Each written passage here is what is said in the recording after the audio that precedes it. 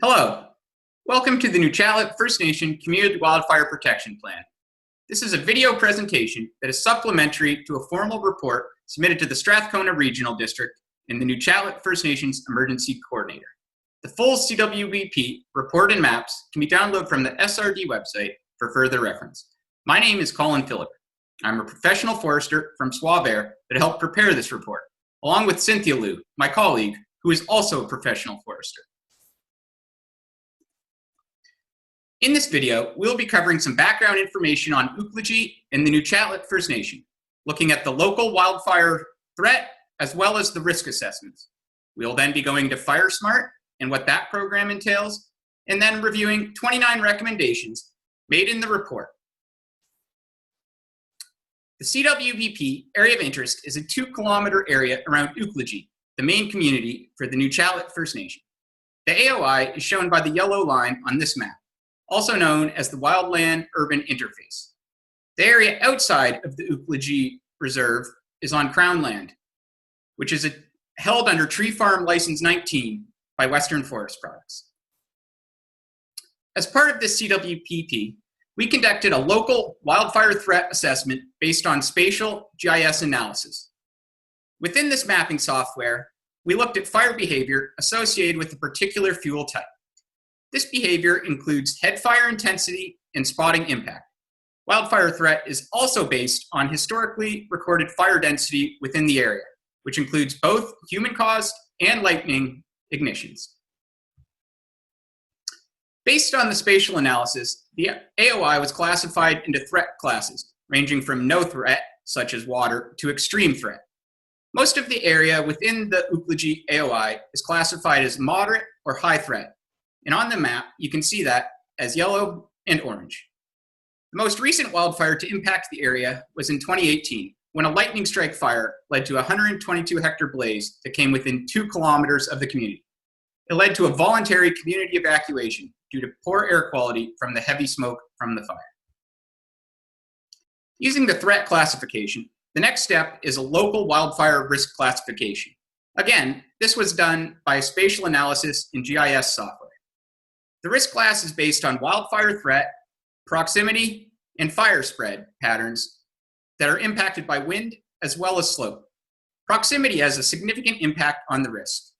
Fuels within 100 meters of a community are at higher risk than the same fuel type that might be a kilometer away from the community. The AOI is classified into risk categories from low to extreme. Moderate risk, in yellow, is the most common throughout this AOI. High-risk areas tend to be closer to the structures within the community. The red outline on this map shows an area called the Wildland-Urban Interface 100, or the WUI 100. This is the 100 meters surrounding most of the structures within the community. Fuels within 500 meters of structures, the WUI 500, are generally moderate to high risk. The Fire Smart program is a national initiative to provide communities, property owners, and residents the tools to assess the fire hazard around their homes, as well as to provide strategies to start reducing these hazards. Fire Smart is a shared responsibility involving all levels of government, and it involves participation from the private sector and community leaders. The photo on this slide shows a neighborhood in Fort McMurray after the 2016 wildfire. Some homes burned, while others clearly did not. Embers or sparks cause a significant proportion of structure ignitions. Fire Smart assessments are done to assess public and private property to determine what can be done to make structures and property more resistant to fire. A key aspect of the Fire Smart program is the structural ignition zone, which is comprised of 4 different priority zones, moving from the property or structure outward. Each zone is assessed and has different judging criteria and guidelines for management activities to reduce the hazard of wildfire. As part of this CWPP process, Swavire's local Fire Smart representatives completed a community hazard assessment around Nuchatlaht. Several recommendations address reducing hazards in the structural ignition zone. This assessment and the specific recommendations can be found in Appendix 4 of the CWPP document, which is found on the SRD website. Within our report, we had a total of 29 recommendations. In this video, we'll highlight the high priority recommendations first and in greater detail. Then we'll look at the medium and lower priority items later on in the video. Recommendations are prioritized based on numerous factors, including reducing the likelihood of a wildfire spreading into the community, reducing impacts to critical infrastructure and property, and reduced negative economic and social impacts to the community. The availability of resources required to complete each one of these recommendations should be assessed by the local government. While the CWPP addresses the wildfire aspect of emergencies, Nuchatlaht should develop a comprehensive plan that ensures they have considered all aspects of emergency response. Emergency preparedness plans are operational level plans that assist administrators in carrying out their roles and responsibilities, both during and after an emergency. A comprehensive community emergency preparedness plan should detail community information, emergency management organization and roles, emergency social services available, evacuation routes, and recovery roles and procedures.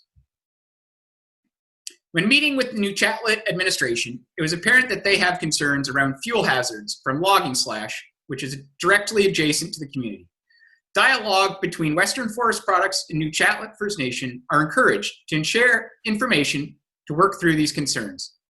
If these concerns can't be dealt with through polite dialogue, any specific areas where fuel hazards such as slash accumulation are a concern can then be brought to the attention of the British Columbia Wildfire Service, in particular the North Island Fire Zone.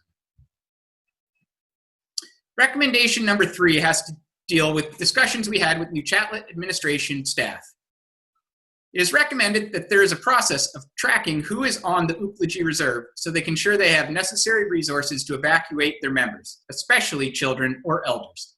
This was deemed necessary because travel access resources may be limited during certain times of the year, and external support may be required in severe circumstances.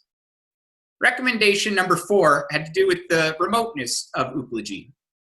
Power outages can be common, especially during wildfire or storm events. It is essential to ensure they have a consistent source of backup power to ensure they have community safety and emergency preparedness. The local wildfire risk shows moderate risk with pockets of high within 500 meters of the community. 3 areas were identified as potential fuel treatment areas. These can be further investigated by a qualified registered professional for the development of site-specific fuel management prescriptions. The FireSmart Community Hazard Assessment, completed by Suavair, recommended several actions that can be taken to make the community and homes more fire-smart. Initial places to start include removing all flammable materials within 1.5 meters of the structure, removing excessive brush and debris from zones 1 and 2, and closing off gaps beneath structures so that embers can't get below them. Another recommendation from the FireSmart assessment was the need to dispose of vegetation brush that was cleared in their 2019 community project. While it was proactive to clear the brush, the material now needs to be disposed of to reduce the hazard. Disposal options include chipping, hauling off-site, or burning, but only when open burning is permitted. Recommendation number 12 had to deal with how the community can organize a community fire safety day. This should be a regular event that focuses on fire safety related activities, fire suppression practice, as well as fire smart activities. For transparency and access, this CWPP report and video and maps should be uploaded to the Nuchatlaht First Nation website, as well as the Strathcona Regional District website. Recommendation 17 had to look at a fire danger sign. Nuchatlaht administration indicated they had interest in installing a fire information sign at the junction of the Fair Harbor Forest Service Road and the Community Access Road. Either a fire danger rating or general information sign would draw attention to the location of the community and educate residents as well as visitors. Critical aspects of emergency evacuation routes in high-risk fuel areas are outside of the Nuchatlaht First Nation's immediate scope. Collaboration with regional operators, including road permit holders, forest tenure holders, BC Hydro, and Cayucit Power should all be required. Recommendation 20 deals with conducting an inventory of existing materials and resources available to Nuchatlaht. They should complete an inventory of firefighting tools, which includes hand tools, fire extinguishers, water pumps, hoses, and the fittings. The community should also establish procedures for responding to fire events, including kitchen and house fires, backyard burns, or other accidental fire escapes. Each household should be equipped with basic firefighting tools, and practice days for the community should be organized. In these days, they can practice using the tools, such as water pumps and fire extinguishers. The BC Wildfire Service requires safe landing areas for all their helicopters. They have expressed concern about landing in areas that do not have these designated pads. Nuchatlaht should designate an area within the community that meets the BC Wildfire Service helicopter landing requirements. It's essential that they keep this area maintained of brush and any hazards. We believe the most logical spot would be in the open field directly adjacent to the office building. Another recommendation deals with having emergency kits. Emergency kits should be kept in each home so that in the event of an emergency evacuation, residents can have the essentials available to them. When talking with local community members, we became aware that only certain members of the community are trained on how to use the fire suppression equipment that was within the community. It is essential that more members become trained with proper documentation so that they can assist in fighting local fires. As discussed earlier, a perfect opportunity for this would be on the Community Fire Safety Day. We will now look at 7 medium priority recommendations specific to the Nuchatlaht report. A key element of FireSmart is the flammability of building materials used in structures. Nuchatlaht leaders discussed the possibility of renovations and expansions within the community. We recommend that they consult the FireSmart Home Development Guide for choosing building materials that are less likely to burn. Regular communication to band members about fire education is good practice. And one method in a small community like Nuchatlaht is through notice boards, flyers, or even word of mouth. Recommendations 13 and 15 examine having constant communication between different stakeholders to ensure relationships are built, as well to have ongoing communication. Keeping the steady flow of communication between the Strathcona Regional District, the Nuchatlaht First Nations, and the First Nations Emergency Services Society, FNES, will keep this plan current. It will also ensure there is forward movement towards wildfire mitigation and preparation for Nuchatlaht.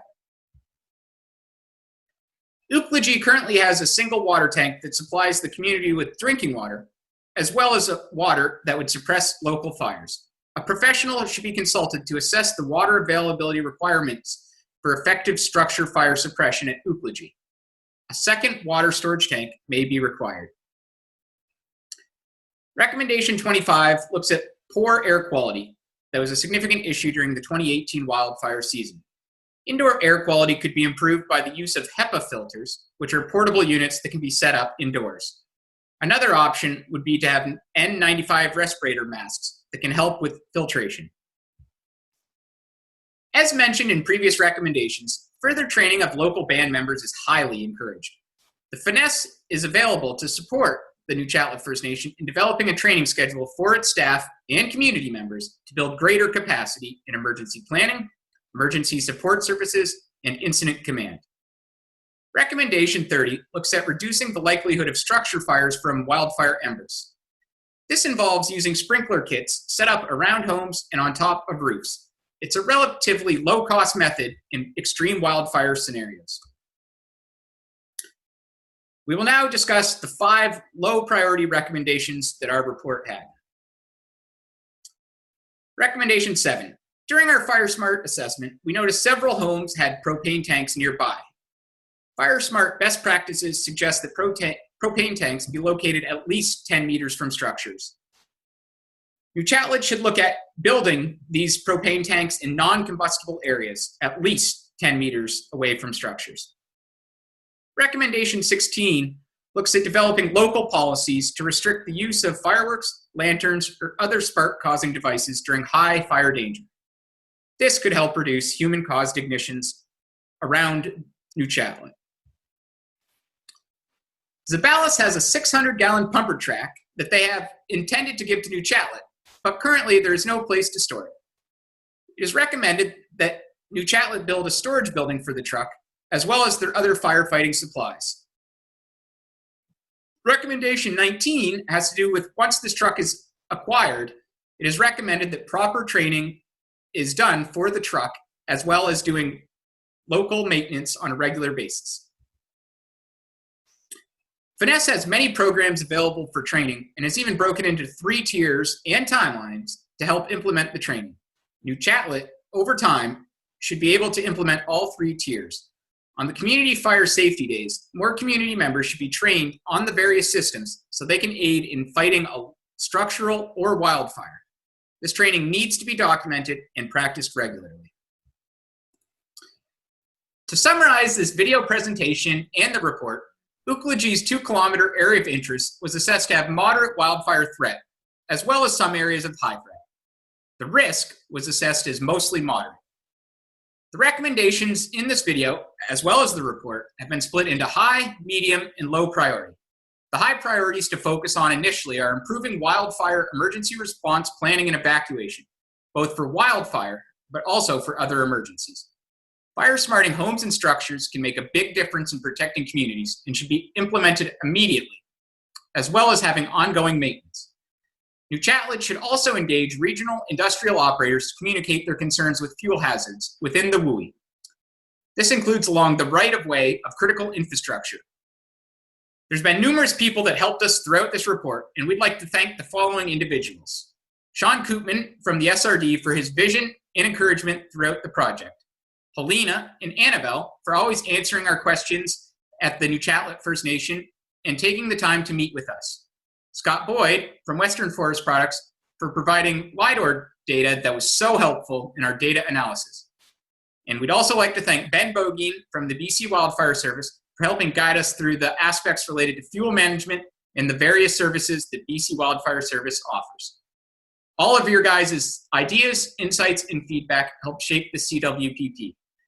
For further information, please refer to the CWPP document on the SRD website, which includes way more detailed information, links to references, guidelines, and georeference maps. Thank you for listening to this video presentation.